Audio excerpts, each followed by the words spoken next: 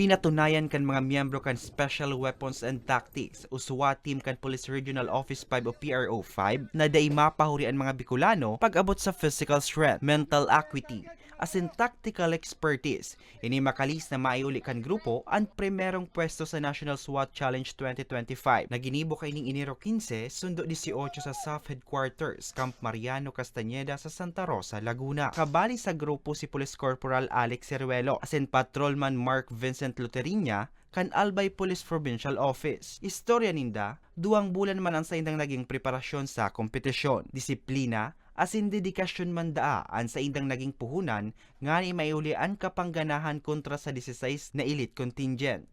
To practice yung mga courses, yung mga possible courses sa firing range, na we make sure namin na yung mga putok namin is maayos so that sa actual competition, we can come up a good result po. And that's why nag-uwi po kami ng merong dalang corona, which is the first runner-up overall.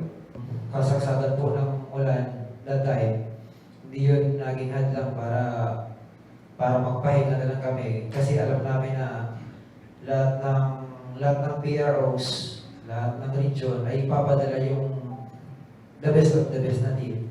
Kaya ang nasa isip lang namin noon na hindi kami makontento kung ano yung mga skills namin. Talagang araw-araw ini-enhance namin yan eh.